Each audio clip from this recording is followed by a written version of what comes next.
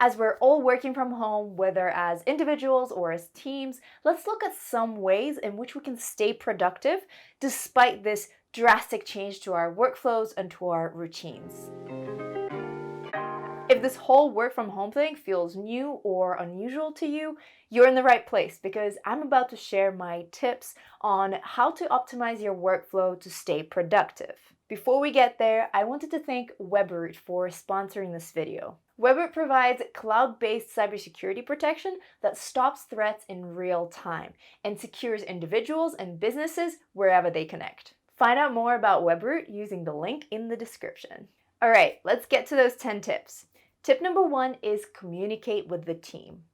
Communication is so important to any business, but unfortunately, it's the first thing to suffer when teams start working remotely. I mean, it's so much easier to just communicate with your team in person, and online communication requires much more intentional effort. This is a slippery slope though and can lead to miscommunications and a lack of efficiency. So let's look at a way in which you can make sure that you have a proper communication structure in place.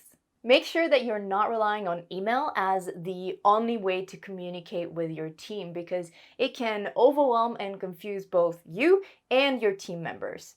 So identify which tools work the best for you and your team for the following activities. The first one is video calls or conference calls. How are you going to have your virtual calls essentially and virtual meetings?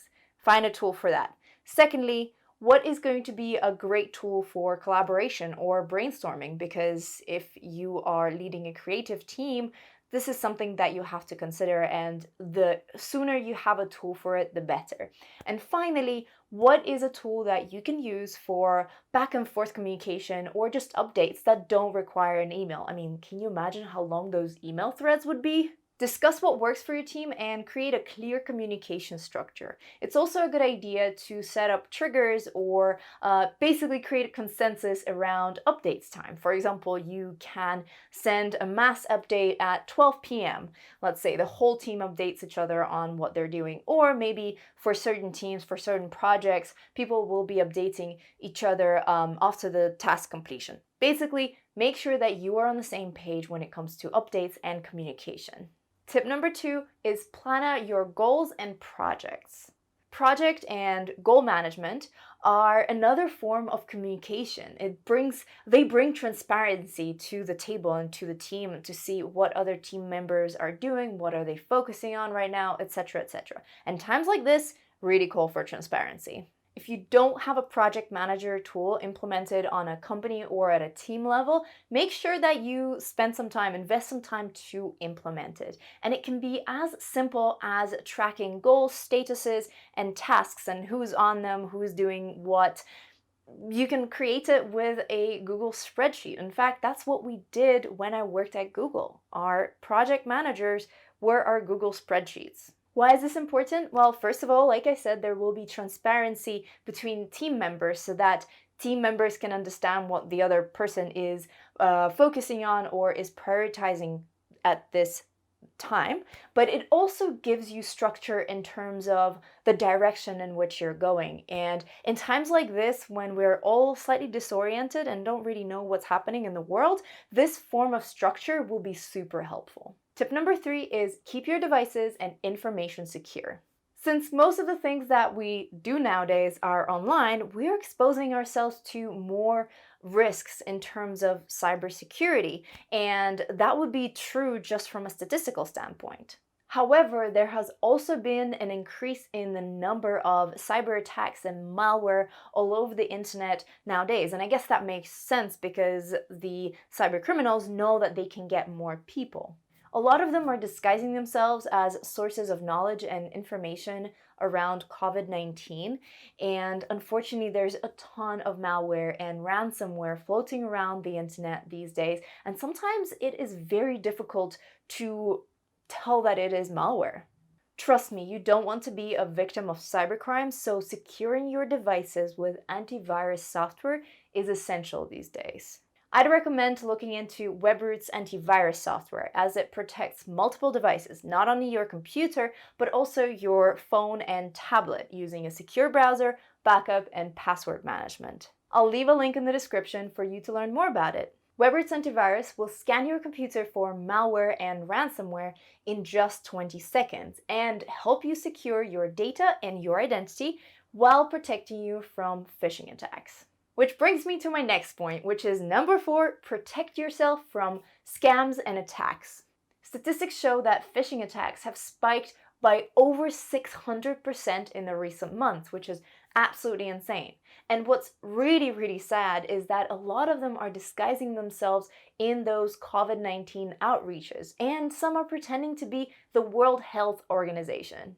Webroot security analyst Tyler Moffat said, and I quote, "If anything, we will only see an increase of attacks and ransom amounts, since this is when infrastructures of modern civilization are needed most, but have the least amount of time to react and debate on paying or negotiating the price." He also pointed out that cybercriminals also have more time on their hands because they're all staying at home and some of them may have been laid off. So they have more opportunity and more motivation to get creative on finding ways on how to trick us. I can't say that I love the idea because even though I think I'm pretty good at spotting phishing emails, there's some really good ones out there. I mean, I've been tricked by my previous employer twice when they were doing some phishing training. So you should treat every email that has links, request information, whether it's your date of birth, password, or mother's maiden name, or that has an attachment, as a potential phishing email. To double check that it is correct, contact the sender using a different method of communication to make sure that it's them, and never open any suspicious links, any attachments, or share any personal information through emails that are suspicious. And if you'd like to feel safer, use Webroot's antivirus software, as it has real-time anti-phishing mechanisms and can help block harmful websites real-time. Find out more using the link in my description. Tip number 5 is find secure ways to share information and collaborate.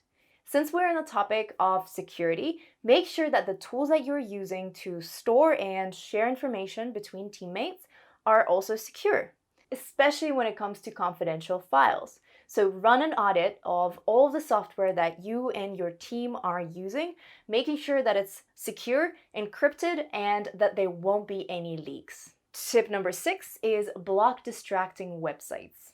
When you're working from home, you don't have the social pressure that keeps you away from social media or other online rabbit holes. That makes it so much easier to get distracted and drift away throughout your day, which obviously will impact your focus and productivity and how much you actually get done at the end of the day. You already know what distracts you, so make a list of those different things and block them, whether it's websites or apps. There's so many different tools online that can help you block things temporarily, so for the time when you need to focus. Trust me, this is very important and crucial and will really help you. This is the only way that I wrote my undergraduate dissertation back in the day. Tip number 7 is use calendar blocking to schedule your day. Calendar blocking is exactly what it sounds. It's a technique that basically blocks out time for certain tasks on your calendar. For example, would you like to work on a report for 2 hours? Block them on your calendar. If you need to do a brainstorm or write an article and you know how much time it will take you or can estimate that, block that time on your calendar. This technique helps you plan out your day and keep you accountable. It also allows you to organize your calendar and gives you back control over your time if your calendar is shared with other team members. For example, if they can schedule meetings into your calendar. And one more note on calendar blocking. Make sure that you also block out time for breaks because breaks are essential to staying productive. Tip number 8 is lump your calls and meetings together. This is the next level of taking control over your time by scheduling meetings and calls close to each other and preferably on the same days so that you can free up chunks of time for deep and creative work. I don't know about you, but for me, it takes time to get into a task, especially when it requires creativity or a lot of my attention. And meetings distract me. Not only there's so many different thoughts and variables going on in a meeting, but also a lot of the times there are follow-up action items. And trying to get back into work after a meeting takes me longer. So I try to separate those and schedule meetings on around the same day, around the same time if I can, and then create chunks of work for myself, chunks of space for that creative and deep work so that I can really properly focus and build stuff. So this technique is awesome, and it's especially important for work that requires creating or building something. Number 9 is organize virtual team building events. Just because we're all online and working from home doesn't mean that team building should be abandoned.